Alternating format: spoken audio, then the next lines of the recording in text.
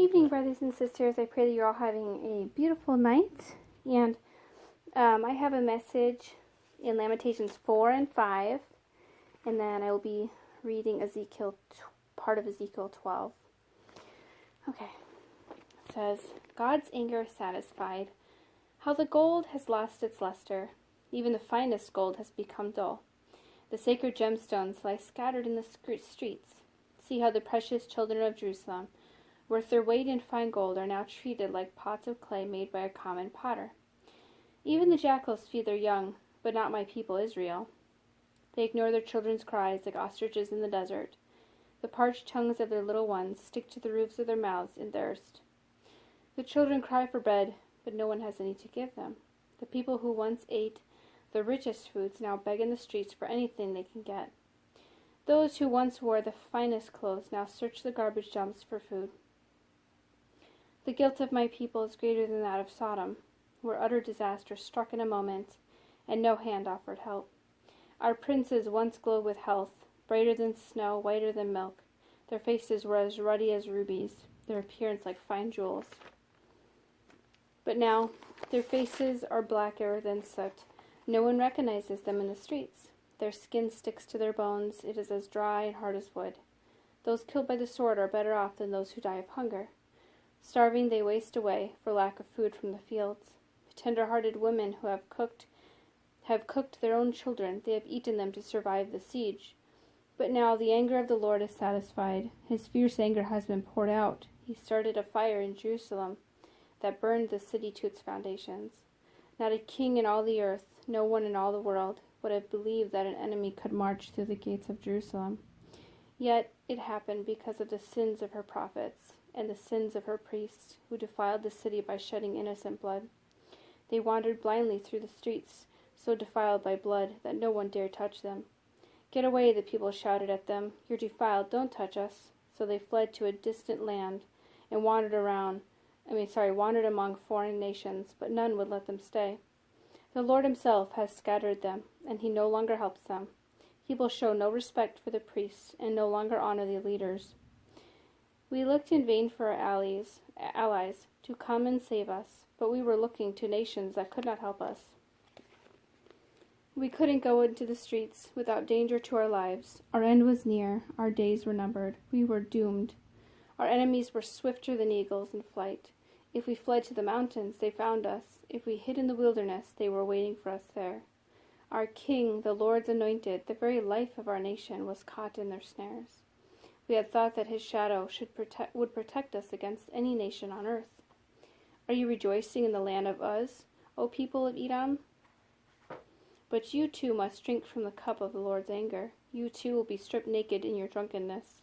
O beautiful Jerusalem, your punishment will end. You will soon return from exile. But Edom, your punishment is just beginning. Soon your many sins will be exposed. Prayer for restoration. Lord, remember what has happened to us. See how we have been disgraced. Our inheritance has been turned over to strangers, our homes to foreigners. We are orphaned and fatherless. Our mothers are widowed. We have to pay for water to drink, and even firewood is expensive. Those who pursue us are at our heels. We are exhausted, but are given no rest. We submitted to Egypt and Assyria to get enough food to survive. Our ancestors sinned, but they have died, and we are suffering the punishment they deserved. Slaves have now become our masters. There is no one left to rescue us. We hunt for food at the risk of our lives, for violence rules the countryside. The famine has blackened our skin, as though baked in an oven. Our enemies rape the women in Jerusalem and the young girls in all the towns of Judah. Our princes are being hanged by their thumbs, and our elders are treated with contempt. Young men are led away to work at millstones, and boys stagger under heavy loads of wood. The elders no longer sit in the city gates. The young men no longer dance and sing. Joy has left our hearts. Our dancing has turned into mourning. The garlands have fallen from our heads. Weep for us because we have sinned. Our hearts are sick and weary, and our eyes grow dim with tears. For Jerusalem is empty and desolate, a place haunted by jackals. But Lord, you remain the same forever. Your throne continues from generation to generation. Why do you continue to forget us? Why have you abandoned us for so long? Restore us, O Lord, and bring us back to you again. Give us back the joys we once had. Or have you utterly rejected us? Are you angry with us still? Alright, and then for, I know sometimes I like to read about the audience of who's speaking. The author in this is Jeremiah, and the original audience was the people of Judah. And then the setting was Babylon destroyed Jerusalem and captured the people of Judah.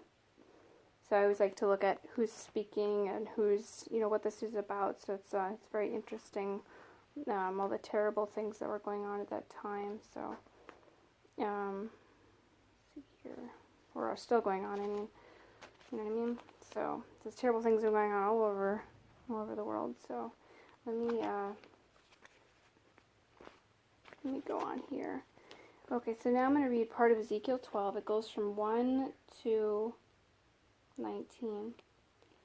Signs of the coming exile. Again, a message came to me from the Lord. Son of man, you live among rebels who have eyes but refuse to see. They have ears but refuse to hear, for they are a rebellious people. So now, son of man, pretend you are being sent into exile. Pack the few items an exile could carry, and leave your home to go somewhere else. Do this right in front of the people so they can see you, for perhaps they will pay attention to this. Even though they are such rebels, bring your baggage outside during the day so they can watch you. Then in the evening, as they are watching, leave your house as captives do when they begin a long march to distant lands. Take a hole through the wall while they are watching and go out through it. As they watch, lift your pack to your shoulders and walk away into the night. Cover your face so you cannot see the land you are leaving, for I have made you a sign for the people of Israel.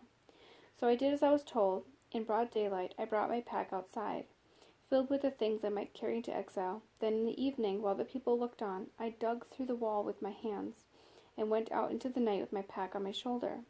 The next morning this message came to me from the Lord. Son of man, these rebels, the people of Israel, have asked you what all this means. Say to them, this is what the sovereign Lord says. These actions contain a message for King Zedekiah in Jerusalem and for all the people of Israel. Explain that your actions are a sign to show what will soon happen to them, for they will be driven into exile as captives. Even Zedekiah will leave Jerusalem at night through a hole in the wall, taking only what he can carry with him. He will cover his face, and his eyes will not see the land he is leaving. Then I will throw my net over him and capture him in my snare. I will bring him to Babylon, the land of the Babylonians, though he will never see it, and he will die there. I will scatter his servants and warriors to the four winds and send the sword after them.